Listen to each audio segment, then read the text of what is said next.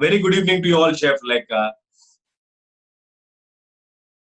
you all, Chef. On behalf of Sika, I think I have to thank Chef Aurora and Mr. Prabhu, who has jointly organized this entire event. And of course, Parthiban, I should really thank him because he was coordinating with you all. And as you all aware, see, very important thing in kitchen and for chefs is ventilation. In country like India, we do have a lot of problems with temperature, and it is not being managed properly. And awareness among see, we chefs are very good in cooking, in organizing our kitchens, kitchen management, man management, all these things we are good with. But knowledge on ventilation is very limited for all our chefs like that. And we just come in some consultant who doesn't have any that much of knowledge, or somebody who is not mastered in that in this ventilation, or who is put in AC air conditioning. They come and design our air ventilations in the kitchens, and they go for most of the time, and the temperature goes up very high when the kitchen starts. Like after that, spending money on capital expenditure is very difficult. I'm a victim. 25 years. When I came into kitchens were horrible, very hot. In fact, I really fought with my management. Then I went to the extent where I brought in a specialist from IIT IIT Madras and did the entire study of temperature in the kitchen, and then brought in air conditioning into my kitchen, like at GRD Grand I'm talking about. And then I did have other problems, like because our foods are not well planned, well fabricated. So a lot of problems we were facing. Then the next step came in for me. I imported a lot of foods, like for example, Kalad, Alton, all these foods I have experienced. Spending huge monies, we have brought in all these things to our country, installed in the kitchens, testing happened. But the problem is service was the problem. And you have to pay through your nose. It's very expensive. Fire suppression system, ventilation, and then their service. Everything is so expensive. A small restaurant or a hotel with 4-star or 3-star category cannot afford. So that is problems we were all facing. See, all these things, because I have done almost a big research on ventilation, still I have to learn more like that. And fortunately, now we have some indigenous ventilation systems, ventilation specialist, kitchen ventilation specialist, which is Revac, which is there based in Hyderabad. And Prabhu is going to be with us. At the same time, we do have some fire suppression systems and all those things indigenously made and affordable, and service backup is there very much. So that is the reason why, and then the knowledge. See, for example, air cycles, all this detailing, most of the chefs we are not aware. Some kind of insight and knowledge has to be there for all the chefs, and whoever chefs are on board with this webinar can go and teach people on kitchen ventilation. So they should have some basic knowledge to at least ask what exactly they want. So that is the reason why we have come into this webinar, and very useful. I should thank Chef Aurora, and I request Chef Aurora to just speak few words. He's now designing the kitchens, like, and then we'll go to Prabhu. Am I right, Prabhu, Mr. Prabhu?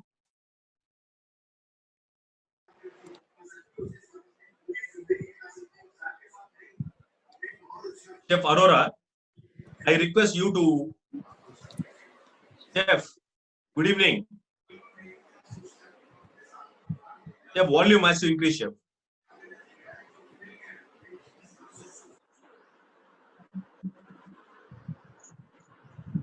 Okay. I think Mr. Prabhu, you can start. I think he's not able to speak because he's having sore throat. And we all thank Chef Aurora because he's the one who has initiated, and I felt it's very important because I have faced so much of problem with kitchen ventilation in our kitchens like that. And now we have fine-tuned and we have gone to the right people and taking everything indigenous so that service backup and the ventilation is proper and the chefs are able to work properly. Country like India needs kitchen ventilation, proper kitchen ventilation. Otherwise, it is very difficult. People are working in wrong temperatures, spoiling their health and mind. Mr. Prabhu, it's to you now. Yes, sir. Thank you so much. In fact, Chef Aurora has been our friend, philosopher, and guide. He is the one who encouraged us throughout. And see, what was important for us we were also first air conditioning people, but he was the right person who gave us what is the information needed from the cooking side. I mean, which are the heat generating equipments which they have problem, and which are the ones which we had to understand cooking to understand kitchen ventilation. And that was the key to our success. And it has been almost 10 years we have been having his blessings. And he has been very kind. And whenever there is a project, he will definitely see that, we are blessed with it. And I am so thankful to him and Deepa Bhabhi also, who is like a family member to us. With this, I would like to hand over the floor to Anmol, my son, who takes care of the technicals in the factory now. He is doing all the designing. It's now over to Anmol. Thank you so much once again. Good evening, all. Thank you for joining us here. I would take this opportunity to thank Sika for letting us host this seminar to help us spread the knowledge what we have seen throughout all this time. So I would also hope that all of you are safe at home and are keeping good health and maintaining social distance. So let's move on to the world of kitchen ventilation.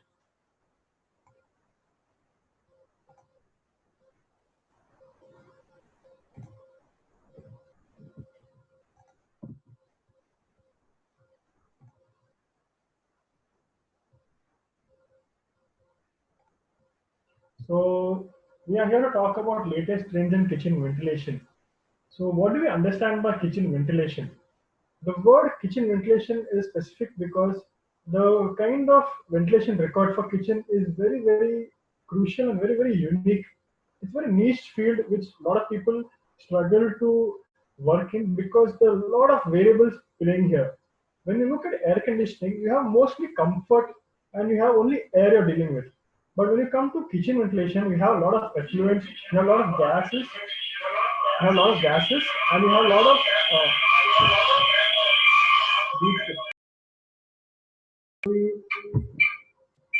one second.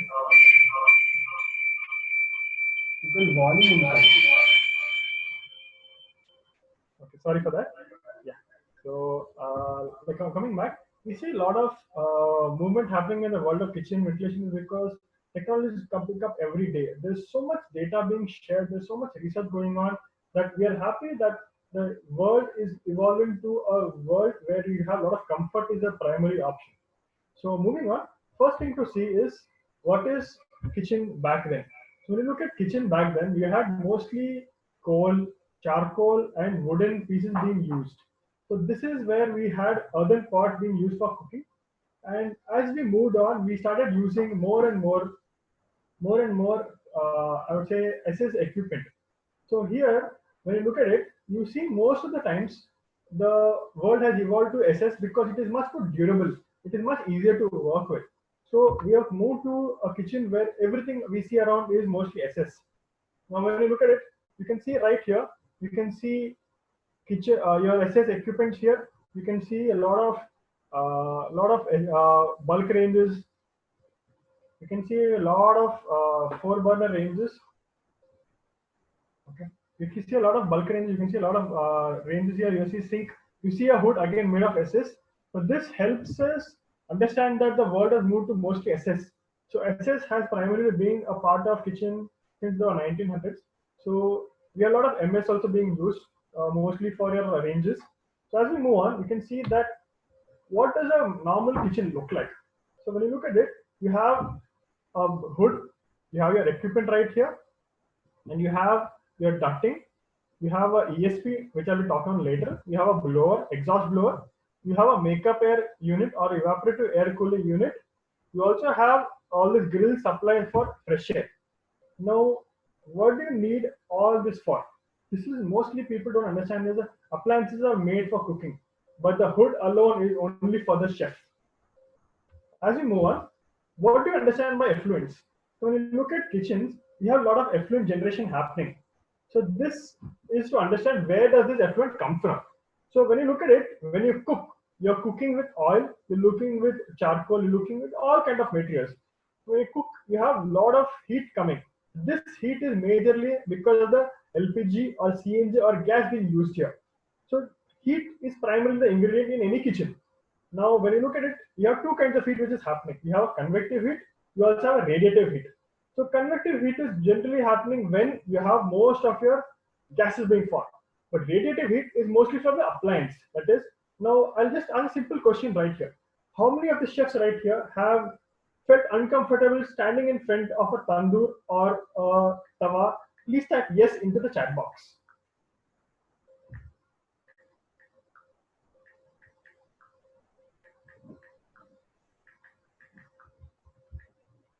Okay, I'm seeing a good amount of people. So what you feel is basically the radiative heat. This radiative heat tends to affect your body directly. Now convective heat has to touch your skin, or you should feel on your directly on your abdomen. Now radiative heat, even if you're away from it, you tend to get affected with it. The sun is another way of showing that you have a lot of radiation coming in. Now this radiative heat has to be primarily addressed by your air conditioning. Now the convective heat has to be addressed by your kitchen ventilation part. Now, when we come to this, we come to understand where does this equipment generate heat and what kind of equipment is generating what kind of heat. So this is a simple example to understand what equipment is generating what kind of heat. Now, when you look at it, you have a range, you have an oven, you have a fryer, you have a broiler, you have a different kinds of broiler and griddle here. Now, these tend to be mostly generating, as you can see, they are generating vapor and particulate matter. This particulate matter is nothing but your amber or your chingari, what we call in when you have a tandoor being generated. Now this vapor is nothing but your oil or effluent gases or suspended particles, which is tending to sort of mix with the air around it. Now, as you can see, we assume that standing in front of the griddle will give the most and affect our body very heavily. But as you can see, the tandoor or the broiler or the char grill, these tend to generate the maximum amount of vapor and particulate matter. But your electrical or gas appliance of a griddle or a tawa, or you can say a hot plate, this generates radiative heat which cannot be seen, but it can be felt directly by the radiative heat on your body. Now, as we move on, what are the types of hoods? Now, most of us they think, okay, hood is just a box. The box is nothing. Why do you need to spend so much on a box? Now, please understand, hoods are the life cycle of any kitchen ventilation. They are what capture the fumes. Now, these tend to be of different kinds. You have wall-mounted canopy, you have single island, double island, UV, water wash, mist, oven, condensate vapor. So all these are again different application basis affect your different. I would say they are applying on different times. So what is wall-mounted hood? Wall-mounted is nothing but the most generally used, which is it is butted towards the wall. It tends to be affecting. It tends to touch the wall. Now your equipment is right underneath the hood, so that way I have a wall which is helping me support the fumes. Now when I have this air moving, it tends to move the air and push it along the wall. Now when I have air moving along with me towards the wall, I have a lot of air coming from the sides. Now as you can see, I have a wall right behind me. So this wall stops the air coming in any direction. Now, if I want to look at how air behaves, you can see that we have three sides open. That is, my hood is finished on three sides. That is, it tends to push the air around it. So this helps me in creating less cross drafts compared to other hoods. Now, what other hoods am I talking about? This is a single island. When you look at single island, we have it is totally open all sides. So where do you see a single island?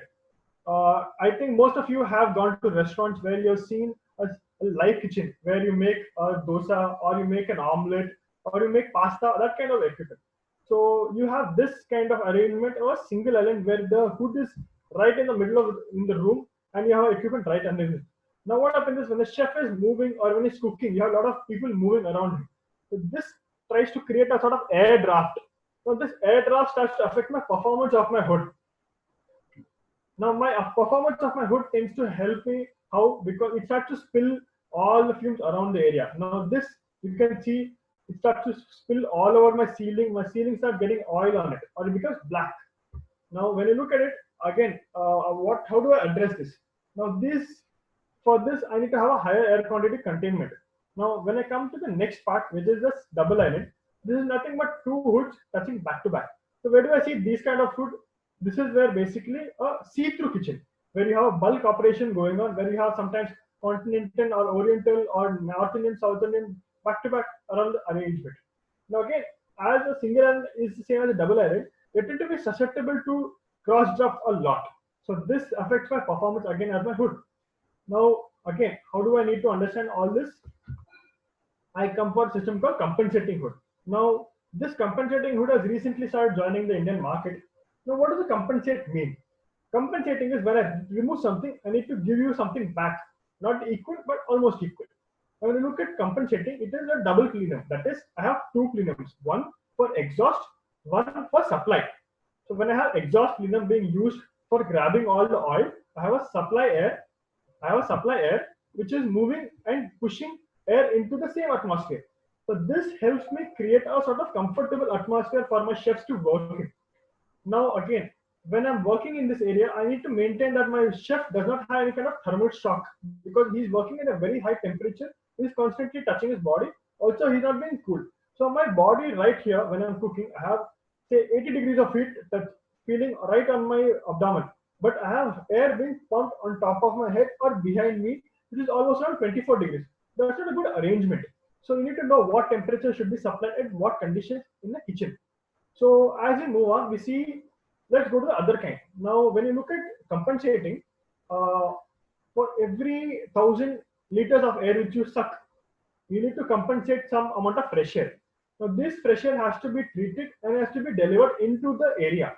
Now, how do I know how much to pump in? Generally, a kitchen has to be in a negative temperature, negative pressure. So this negative pressure has to be maintained in such a way that you don't have oil or any kind of smell or odor escaping into the nearby areas. So you don't want all the guests to know what is being cooked for breakfast, what is being made for dinner. So this way you supply sort of 850 CFM or 85% of the exhaust quantity right into the fresh air. Now this fresh air, you cannot supply all of them through the hood. What you do is you can supply 65% of the fresh air, you can supply it through the hood, and the remaining 20% you can supply it through the ceiling grills. Now let's move on to the other kind of hoods. You have a new system called a UV hood. So what is a UV hood? Okay, just type how many of you know what UV is in the chat box. Please type yes.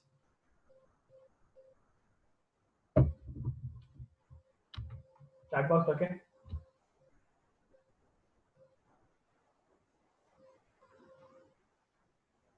Okay, I'm seeing good amount of yes. So I think I'm seeing a good amount of yes. Okay, so as we move on, as we see that this UV is being seen a lot is because of the COVID crisis. So UV is nothing but ultraviolet radiation. This generally tends to be at the violet, beyond the violet region of any rainbow color. Now UV is a very, very high frequency radiation. So it tends to carry a lot of energy with it. Now how does UV help you? This UV helps in breaking down the oil and grease. How does it do that? Generally, any UV has very high energy with it. Now, as chefs, you may have an idea that these UV tend to be, sorry, this oil and grease what you use are generally hydrocarbons. Now, hydrocarbons are nothing but carbon and hydrogen forming double or triple bonds. Now, if I want to break this bond, I need to give it energy or I need to have a catalyst.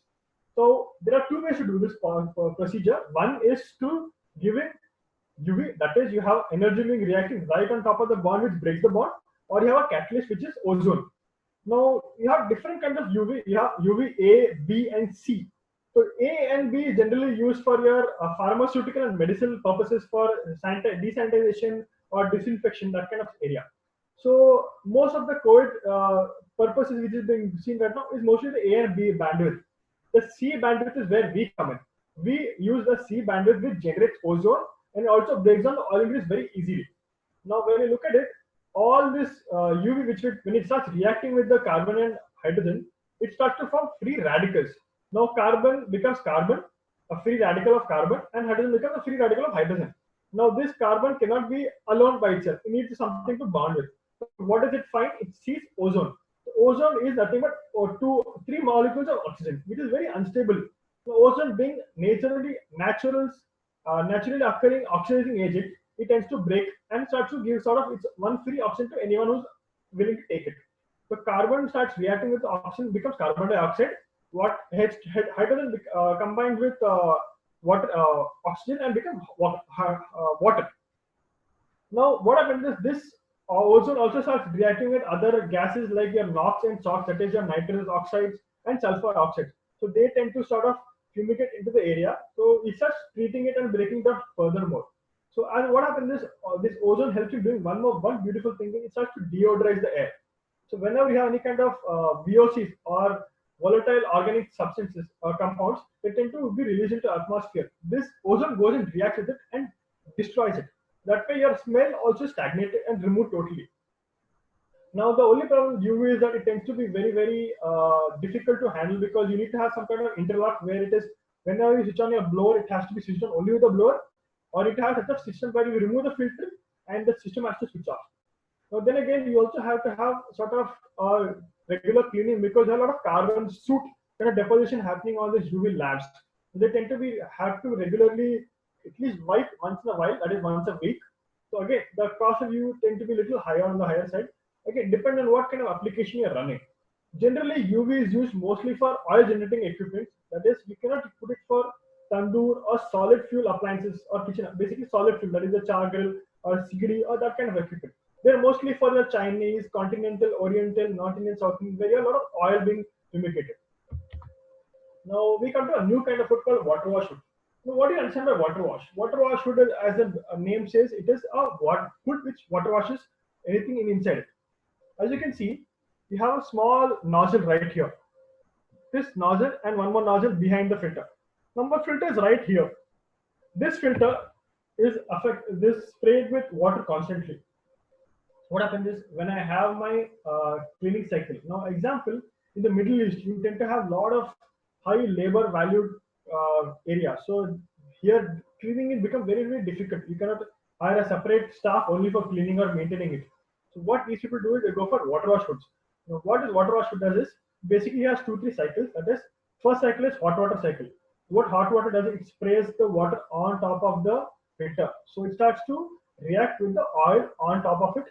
That way it tends to sort of coagulate with the water, and that way it starts to clean, sort of drip away whatever loose oil is there. Now, whatever oil which is still present is cleaned by using emulsifying agent or a detergent or a soap basically.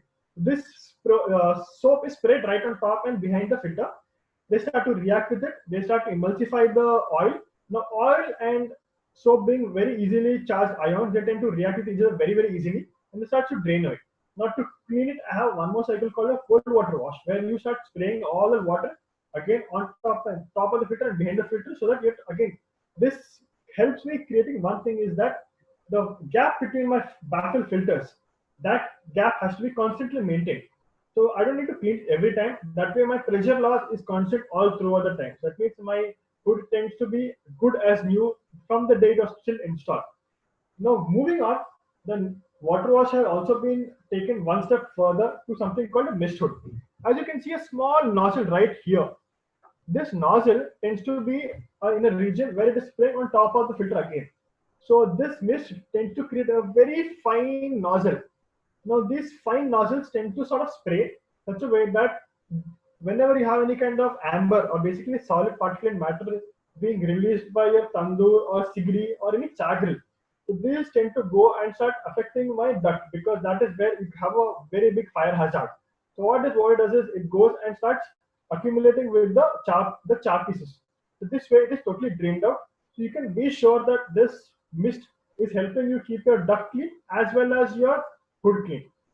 Now as you move on, a lot of chefs may have had this issue. Whenever you have a live kitchen, this is where a lot of people suffer, that saying that their food is not performing, it is sucking all my tonnage. Please type yes if you have had this issue in your situation. Whenever I ask a question. Okay. So I'm seeing a good amount of, okay. So as we move on, we see that sometimes chefs have one problem is you have condensation happening, or they have the other opposite, that is too much of AC tonnage is going up. Now how do you treat this?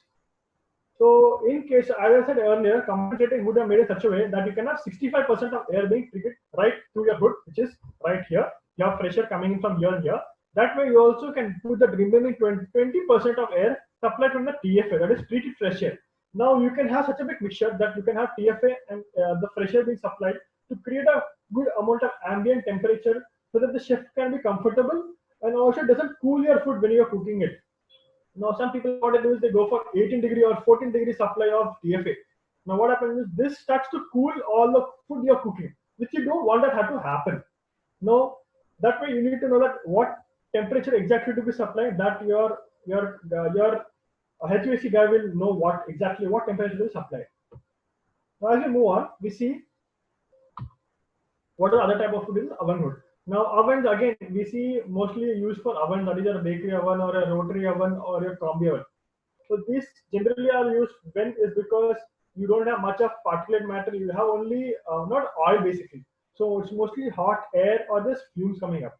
So this is generally to be sized such a way that you need to have a proper overhang for the fumes to be contained.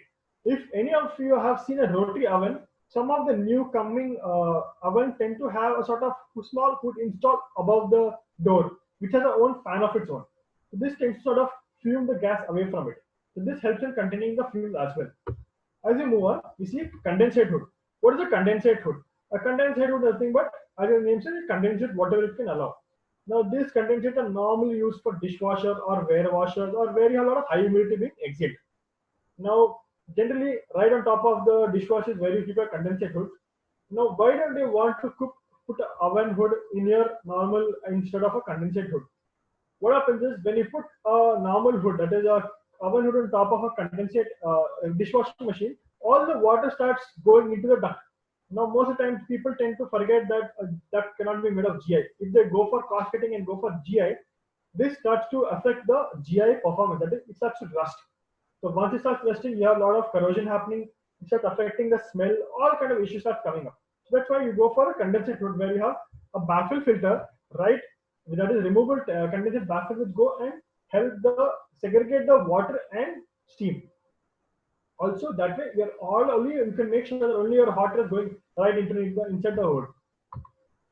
Now, a lot of people ask, what should be my hood height? What height should I mount my hood at? Now, as per the standards, you generally have to maintain at least 7 feet or 2100 from the finished floor level of any floor. So your hood has to be 600 mm in height. That is, the front overhang has to be 600 mm. That is this, so that you have a proper containment of air, whatever you suck in. So this suck in, what happens is it makes sure all the fumes or all the oil or all the gases effluent has to be contained in the region before it can be sucked in. Again, if you're going for lower, people forget that this becomes a fire hazard. Why? Because if there's a fire, the oil contained on the baffle filters be easy for catching fire. From this baffle, it may go into the duct and duct to the entire system. That it spreads all around, which you don't want it to happen. So generally, you tend to keep at least 450 mm or 18 inches from the equipment to the hood bottom. As we go on, now we need to understand is why this is happening. Why do you have spillage happening? So there's something called a heat gain model where you have a capture and spilling. So when I have a proper hood size, that is, I have a proper overhang, I have a proper size duct, I have a proper filter, I have a proper good ventilation system, I have only radiation heat escaping, which has to be addressed by the air conditioning system. But if I don't size my hood properly, if I have a very bad ducting done or I don't have a proper undersized blower, it tends to start spilling all the fumes into the atmosphere. This convective heat starts escaping into the atmosphere, making it difficult for the chefs to work, and majorly it starts affecting the performance of your refrigerating equipment. When your refrigerating equipment's temperature of your surrounding become very, very high, your refrigerant efficiency of your refrigerating equipment starts coming down because it is unable to reject the heat what it has to reject into the same atmosphere.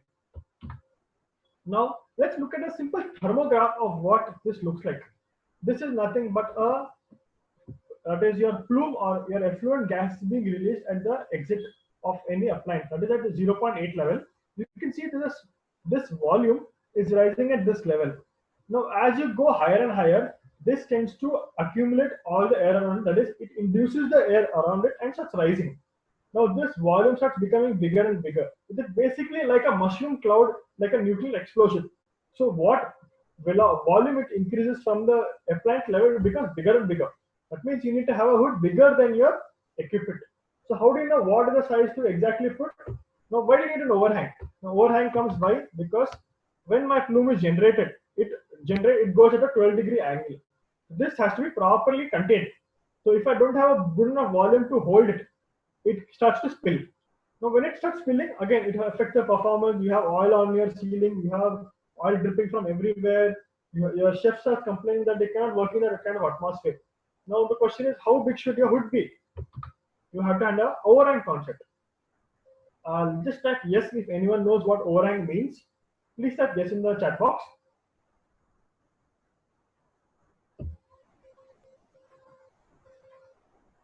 Okay, some of them yes, some of them no. Okay, not a problem. So overhang is basically the hood generally has to be bigger than your equipment. Now say I have a bulk range like this, for example. Say it is 2 feet by 2 feet. So I have 2 feet, 2 feet, 2 feet. That is my size of my equipment is 2 feet by 6 feet. Now my hood, if it's a wall mounted hood, it has to have 6 inches overhang on two sides. That means my hood length should be at least 7 feet, and it has to have 12 inches overhang on the front. That means it has to be 2 plus 1, that is 3 feet. That means if I have a hood equipment of 6 feet by 2 feet, my hood has to be at least 7 feet by 2 feet, 7 feet by 3 feet.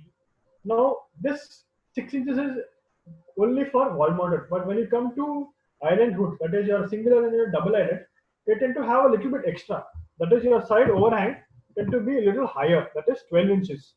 Why you need for 12 inches? Because please remember, whenever there's an island configuration, you have a lot of cross drafts. So this pushes the air. That means it becomes more difficult for the HVAC system to hold that air. That means you need a bigger volume to contain the same air. That means that's why you go for an extra 6 inches. That is, you go for 12 inches on all three sides, all four sides. Now this is a simple optical imaging used for understanding what fumes exiting means. As you can see, the equipment is this big. Now this equipment being this big, it starts, you can see that my hood also is almost the same size. Now what happens is when I am starting to have heat generation, it's starting to spill in this area. Now all the spillage is going into the atmosphere, making the kitchen hotter. The chef starts complaining, my wall becomes fully oiled, and becomes a problem to work with. So how do you deal with this? You go for two ways to do this. One is by using a compensating hood, or you go for a bigger hood. That is, you have an overhang for your hood so that you can contain it. Now, as you finish hoods, let's talk about ducting. What ducting is?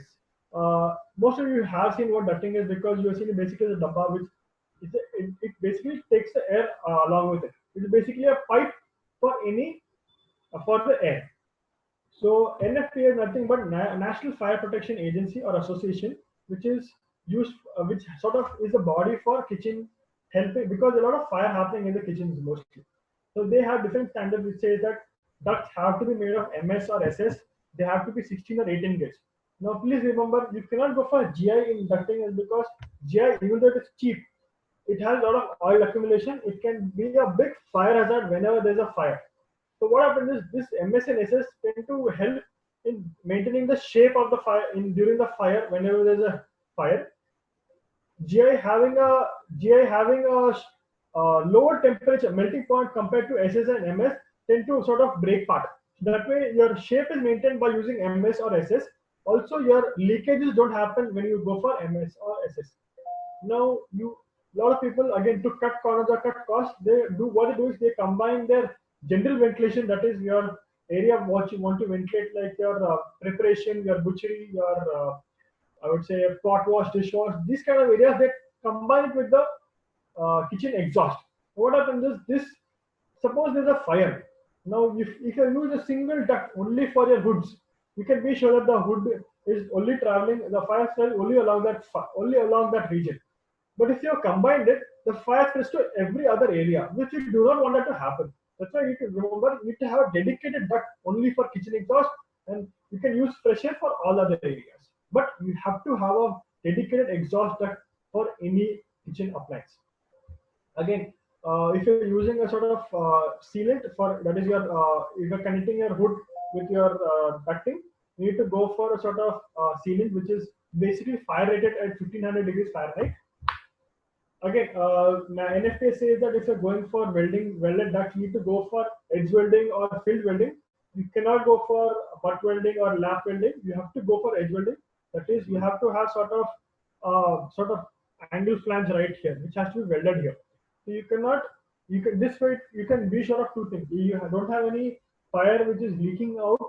Also, you can be sure that there is no air, the oil leaking out during this anything happen. So these have to have some kind of DOP test, or basically you sort of make sure you fill it with pressure and see that there's no leakage is happening. But as we move on, let's understand what this next part is, how to understand where the sound comes from. Decibel level. A lot of people try to suffer because of sound level in the kitchen. Kitchen, even though it is very high noise level area, you have other kind of sound which is being created. You have sound in the filters inside the hood. You have sound being created in the pressure grills. You have the duct connections. You have vibration in the duct. You have the blower outlet sound. Okay, how do you address all this? Each situation has its own reason to have this kind of sound. Now, when you look at a filter, if your blower is very oversized, you tend to have a lot of air being sucked in through the baffle filter. That means if you have very high velocity across the filter, I have a sort of whistling sound. The same way, if I have very high velocity at my pressure, my grills, again I have the same whistling sound. But then again, if my ducts are not properly sealed or not properly tightened, I have again sound coming from there, sort of whistling sound there. Now, what happens is people tend to go for very high RPM motors. So these generally create a lot of noise in the outlet of the blower. So what happens is you can go for a lower RPM motor, which is 6-pole or 8-pole motor, which is normally 960 or 720 RPM motors, which help in reducing the sound of your exit. That way you can be sure that the sound doesn't go in the neighboring areas. Secondly, last point I would address is aspect ratio, that is the width by the height of the duct. So if you have very rectangle kind of duct, you have a lot of chattering sound happening because of very high velocity across the filter, across the duct. So which sort of creates like a lightning, like a thunderstorm kind of effect. You have constantly vibration happening. So to be sure that you don't want this happen, you need to go for as square duct as possible. That way you can avoid the vibration. Also, you can avoid the sound level. Now, as an engineer, you can go for saying that you can reduce the number of bends and elbows, because as imagine air is traveling at 120 kmph. If you have a sudden turn or a sudden cut, this sort of makes the air stop and sort of creates a turbulence. This turbulence leads to vibration in the ducts, which you want to avoid again.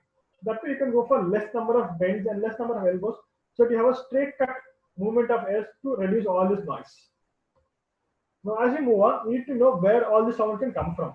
So, when you look at fans, how many of you have a domestic fan at home? That is the first exhaust fan at home. Please type yes into the chat box.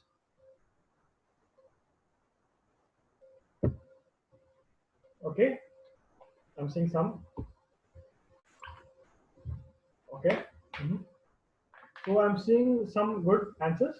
So as we see that some of them have gone for the new hood, which is installed also in the hoods in the houses, domestic appliances. Now you cannot use exhaust fans in your bulk kitchen because they tend to be very low capacity volume. It's like using I would say a bike motor for a SUV. It's not enough. Now people are tend to go start from exhaust fans to axial fans. Now, axial fans have been slowly been sort of ruled out because they have a lot of issues with what is come with. They tend to generate a lot of noise because they're very high static, high volume and low static fans. They tend to have a lot of noise compared to it because the airstream is coming in a twirling manner. So the bigger problem with axial fan is that there are two things happening here. Your air which is being exhausting is sort of carrying all kinds of oil, grease and hot air. Now this hot air tends to heat up the motor and start becoming inefficient. Now this inefficiency leads to my motor failing. So constantly people to cut costs, they go for axial fans. Now what happens is you're spending more on your motor changing or rewinding or change of your fans rather than going for a good centrifugal blower. That is, when you go for centrifugal fan, they tend to be helpful and useful in one way is that they help you in keeping the motor outside the airstream of the incoming air. That way you don't have any kind of heating happening. Now the beauty of centrifugal fan is they can work at very high levels and also very high static pressure. Now mostly people don't know what kind of centrifugal fan should I select. So when you go for that, you should know these are the specifications that generally required for any centrifugal fan. They have to be SIW, that is single in single width. That is what you can see in the picture.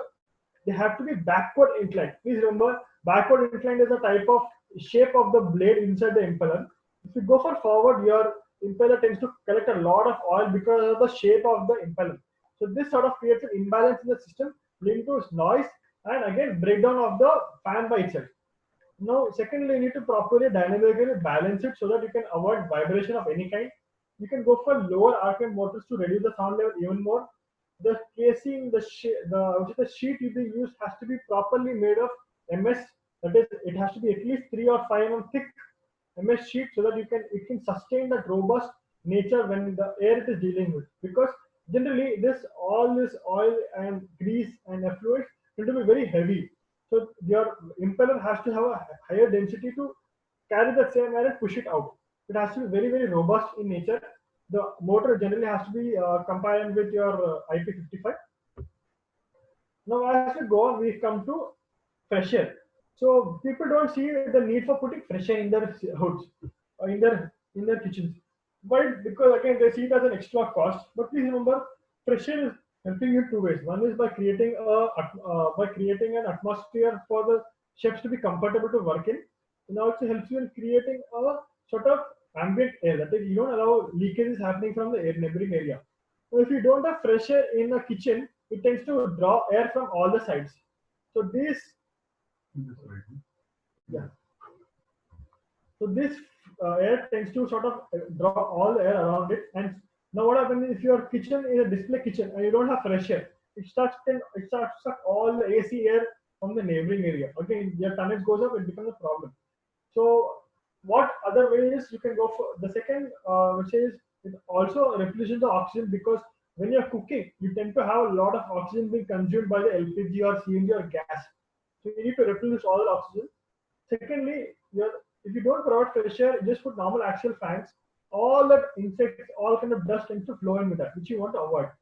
So how do you know what kind of makeup I need to go? You have different kinds. Okay, appliance application basis, where you have the dry air region where you go for evaporative air cooling. Basically, you have a small cooling pad.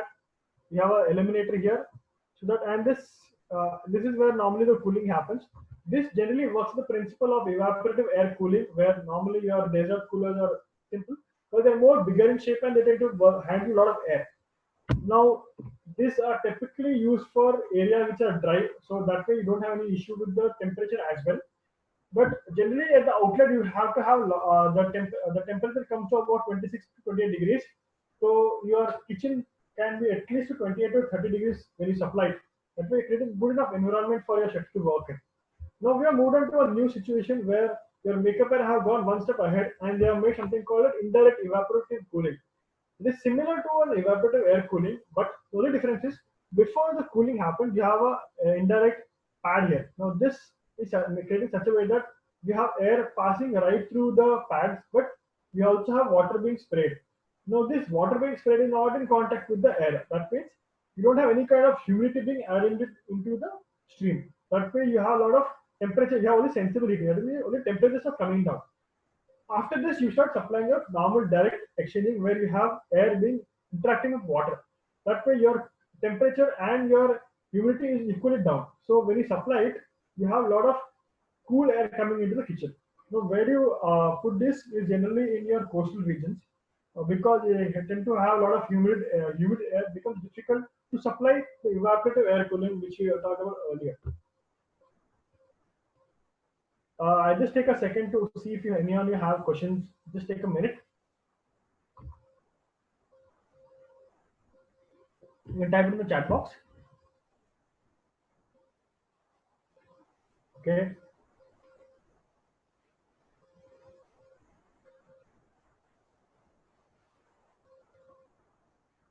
Okay, I'm not seeing any questions so far.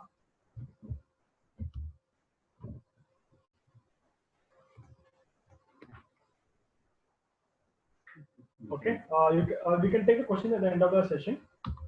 So let's move on. What is the quality of discharge air? So when you discharge your air, you have to make sure that the air is properly treated before you discharge it. So you need to make sure that this air has to be treated in such a way that it's not affecting the around surrounding area by creating some kind of pollution. So there are two ways to do this. One is by using a scrubber. So this scrubber is nothing but a sort of clean kind of equipment. How many of you have heard of scrubbers? Please type yes into the chat box.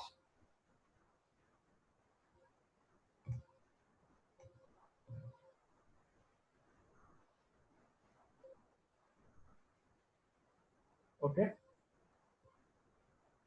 Okay. So I've seen some people have heard of the scrubber. So let's move on. There are two kinds of scrubber, which is the wet scrubber and the dry scrubber. Wet scrubber were generally olden time they were used because they are basically an inverted air washer or evaporated air cooling. You had a pad, you had a water sprinkling system which sort of treated the oil and air before it entered the atmosphere. Now these are very high energy consuming equipment. So we have moved to some stuff called a dry scrubber. What is a dry scrubber? It is nothing but a series of plates which is generally acting like a sort of a thunderstorm.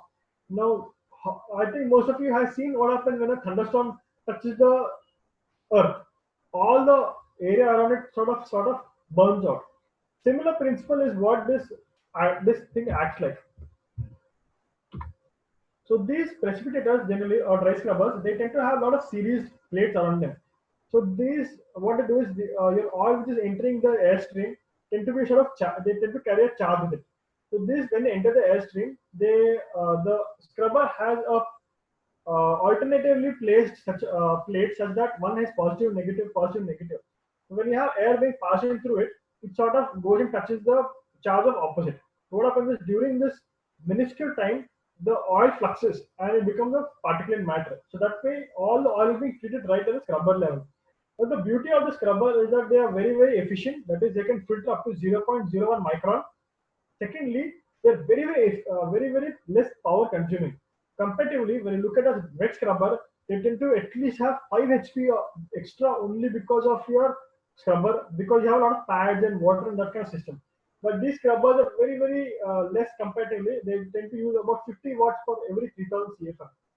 This is another beautiful thing is that it tends to be a very dry tap. That means it can help you save water.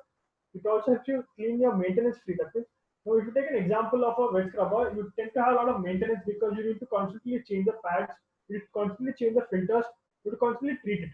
So in this situation, the most time you need to do is just remove the cells.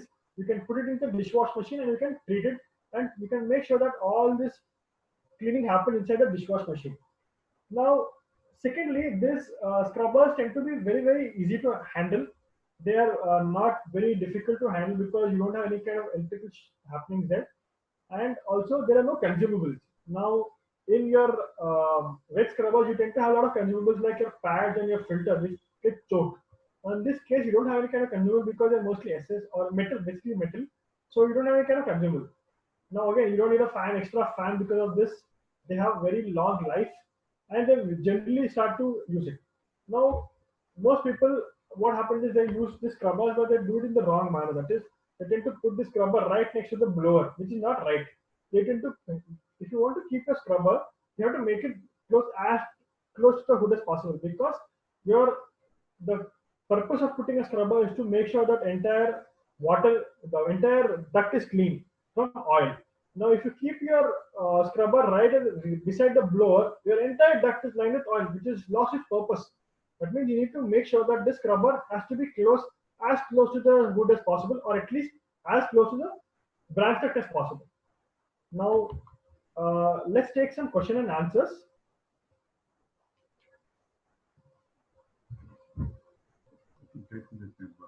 If you have any question, you can type in the chat box, please.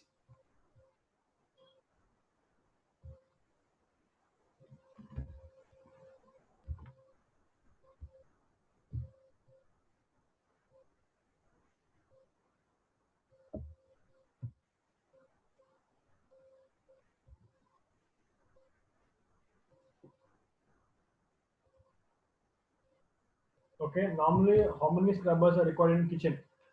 Generally, sir, it depends on the type of system you're working with. There's no calculation per se. Again, you need to know what is your equipment, based on the equipment, how much CFM they generate, that is how you know how many scrubbers you can use. So unless you have a kitchen plant placed, you cannot know how many scrubbers you'll be needing. What is the impact of hard water? Hard water again it depends on it may affect your performance. If you're talking about water wash hoods, hard water tend to choke the nozzle, which is generally need to have a sort of softener before you use a water wash hood. Demand control ventilation, again, it tends to be a new technique where you sort of study the way your kitchen is working in such a way that you know what time your peak happened, what time your like I'll give a simple example. You have preparation time where you don't need much of exhaust. You have simple when you're cooking for breakfast, you don't need a lot of amount of heat, a lot of heat to be generated.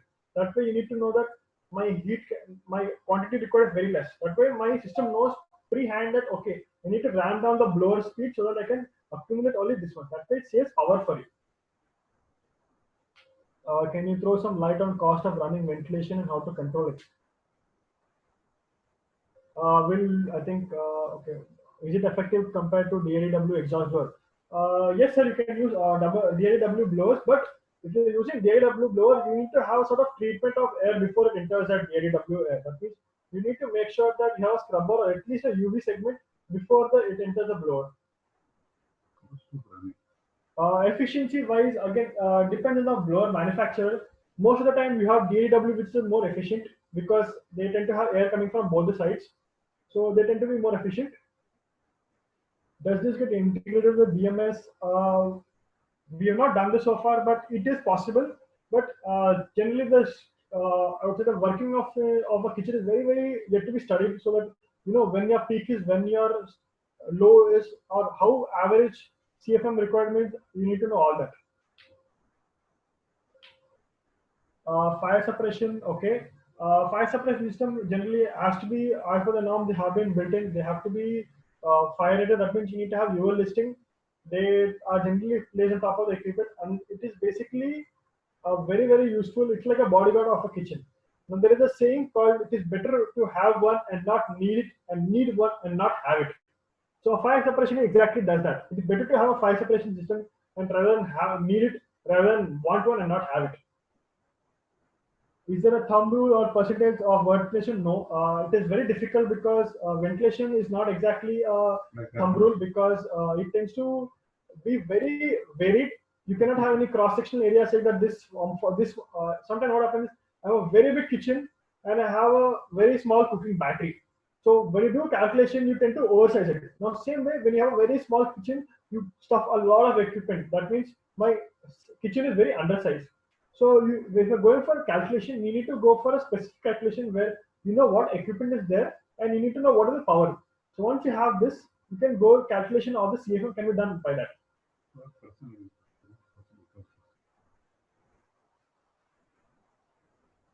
Is it okay? The third hood. Can you explain what do you mean by the third hood, Mr. Sakivetan, Sakitvain, Sakitvain, Saktivain?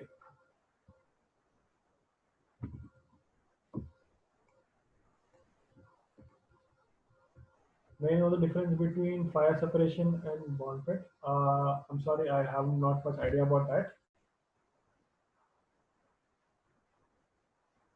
Yes, sir, Mr. Oba, it is possible to use a demand control ventilation and you can use EC fans, but generally the cost is very high for EC fan because the performance again is very high. So generally people go for SIW because generally their cost is less, but they're also useful. They're easy to maintain compared to DAW.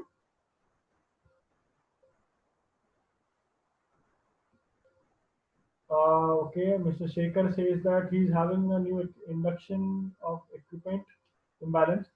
Sir, if you're having imbalances because you need to make sure that if you're having say 1000 CFM of air or 1000 liters of air is being supplied, you need to make sure at least 850 CFM of air is being supplied. If you don't have pressure in the kitchen, you will have definitely have balance unless you have a lot of open doors, which is bringing in a lot of cross ventilation.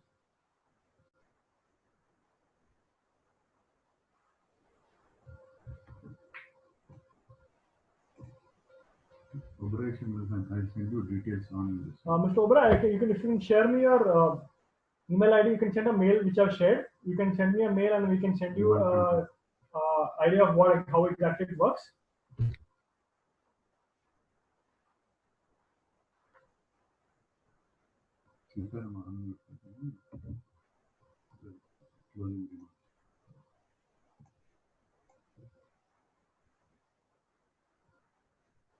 Sitaram sir, you're unmuted. You can.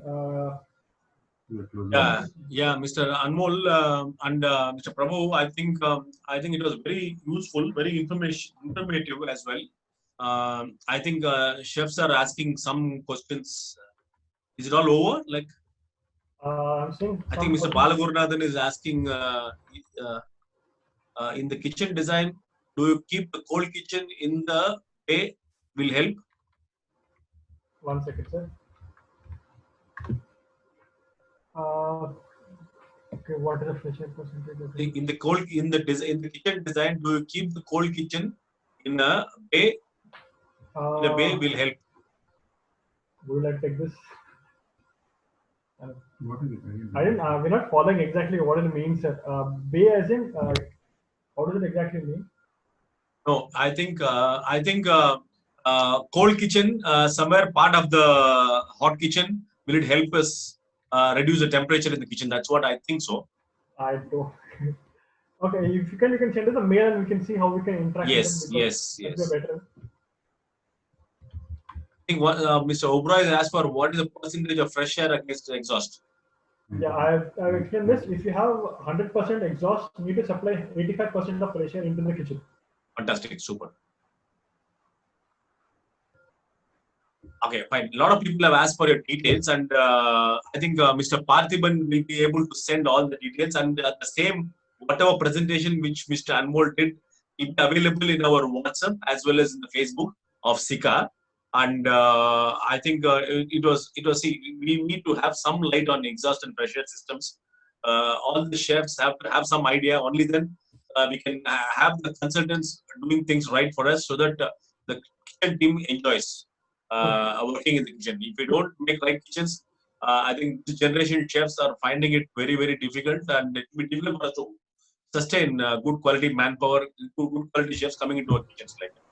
So exhaust plays a major role. Otherwise, the entire kitchen is in a mess, which we understand. And I think so much of information, technical details, which you have given us. And in case if I have to go for a fire suppression in the hoods, which is indigenous, which are the brands you recommend? Sir, we have worked with quite a few. We have Swastik, which we regularly work with. Swastik Synergy is based in Mumbai. So they are a good company. And if I would, one thing I would recommend is whenever you go for fire suppression system, please go for UL listed, because UL listing is very, very important for fire suppression.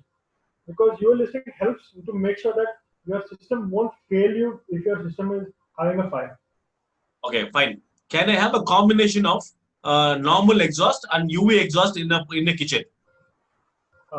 That is also possible. Yes, it is possible. With the same rating and same motor. Same, it's possible. It's possible.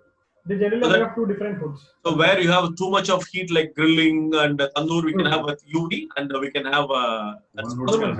Sir, whenever you have tandoor or basically solid fuel appliances, you go for water mist, or you don't go for UV, because UV, the lamps tend to sort of get damaged by the high heat, radiator heat, and high hotter rising into the hood.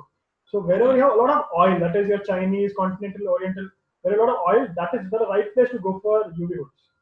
But air washers won't work in coastal zones. That is what generally what you have mentioned as well. True. Will it work? This kind of mist will work in the coastal areas? Like? Mist is generally, sir, this mist is not for the cooling. It is for making sure that when you have tandoor being generated, that you have that particle matter is flying around. So to capture that, you go for this mist. Okay, fine. I understand. Okay, what is the water quality? What should be the TDS? What should be the water quality I should for exhaust wash, the water wash, as well as for the mist? Sir, there have been some studies on that. We are doing a study ourselves, because a lot of people tend not to go for water. They tend to be a little on the higher side. So I can get back on that if I'm in some time. Okay, fine.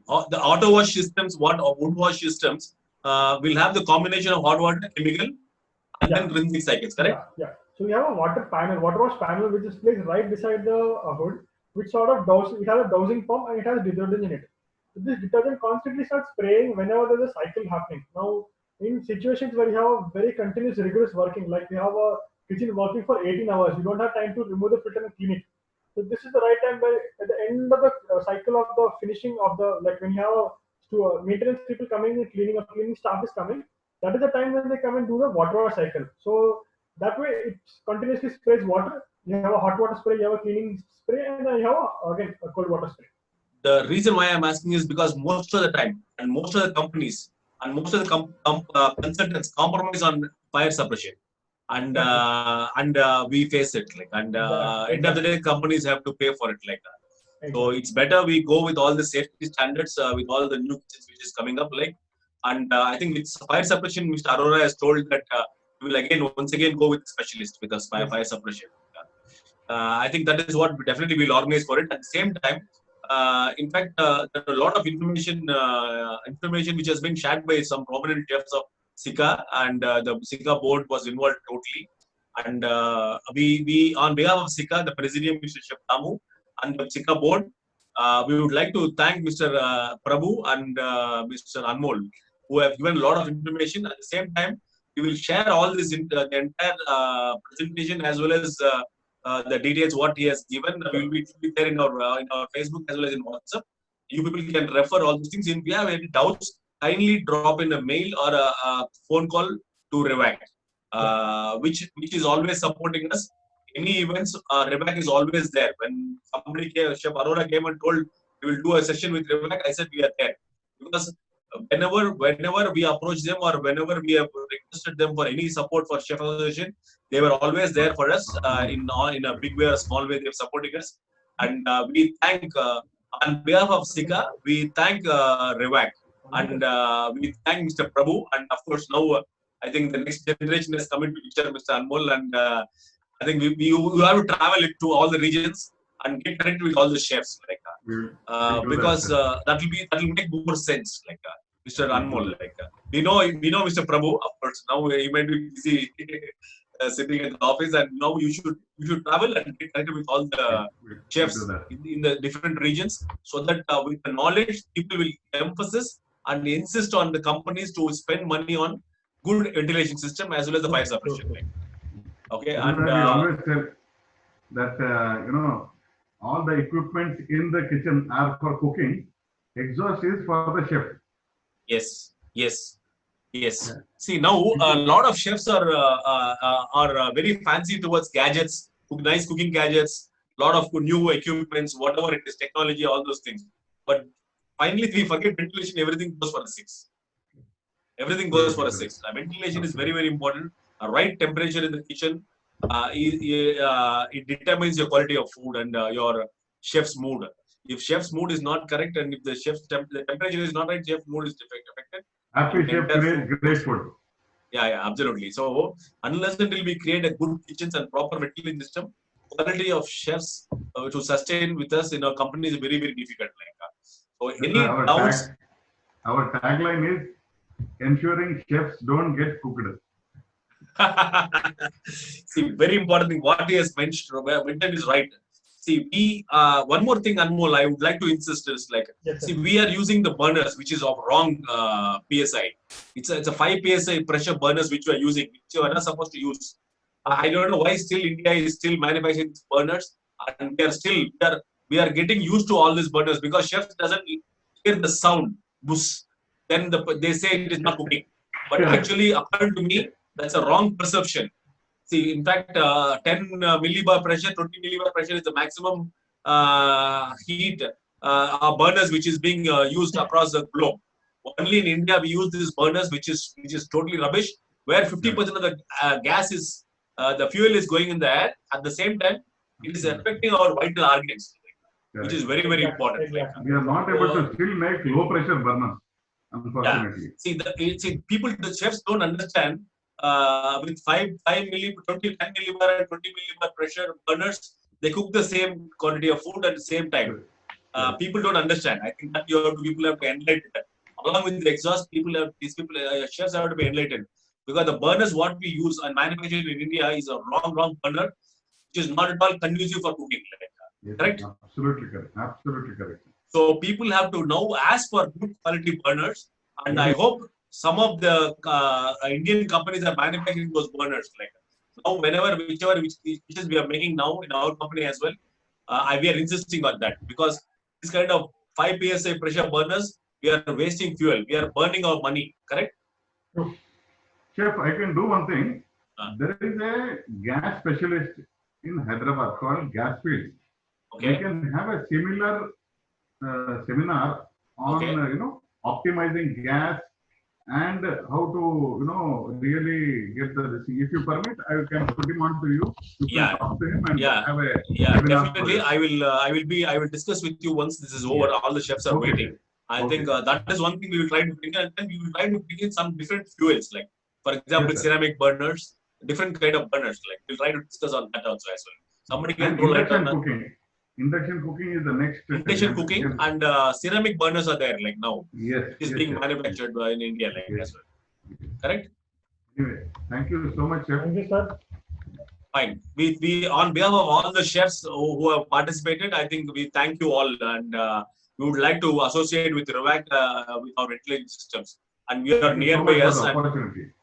okay, Thank you. you're most welcome, sir. You're most welcome. We are always with the good companies. Chef Association is always there with good people and good Yes, companies yes, like yes. who are reputed in the industry and who can do good service for us like that. Okay, thank you very much for Thank giving you us so this much. time. Thank you, sir. Thank And you so much of Thank you. information. So much Thank of you each one of you information. for having attended. Thank you so much. Yes. Thank Bye. you, sir. Thank you. Thank you. Bye.